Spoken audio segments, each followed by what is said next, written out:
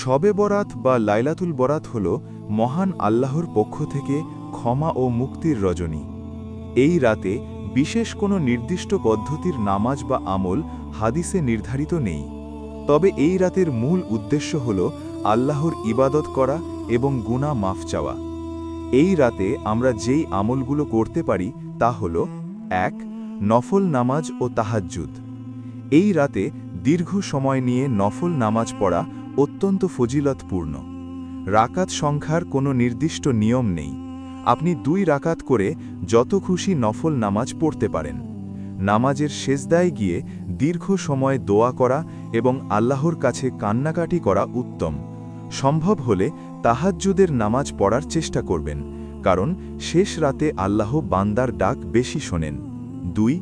বেশি বেশি ইস্তেগফার বা ক্ষমা প্রার্থনা।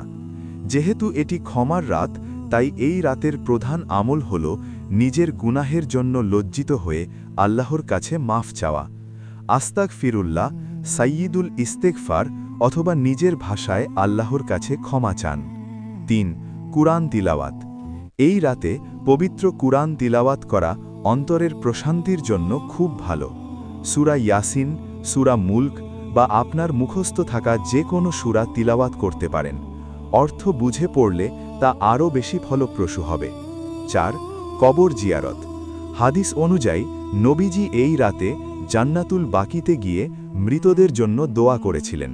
সম্ভব হলে আপনার নিকটাত্মীয়দের কবর জিয়ারাত করতে পারেন এবং তাদের মাগফিরাতের জন্য দোয়া করতে পারেন, তবে দল বেঁধে বা উৎসব করে কবরস্থানে যাওয়া অনুচিত।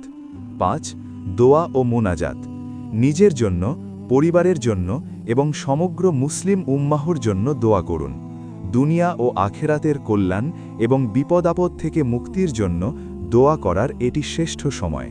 শবে বরাতের পরের দিন অর্থাৎ ১৫ই শাবান রোজা রাখা মুস্তাহাব। এছাড়া আইয়ামে বীজের অর্থাৎ চান্দ্র মাসের ১৩, ১৪ ও ১৫ই তারিখ রোজা হিসাবেও এটি পালন করা যায়। ভিডিওটি ভালো লাগলে লাইক এবং চ্যানেলটি সাবস্ক্রাইব করুন।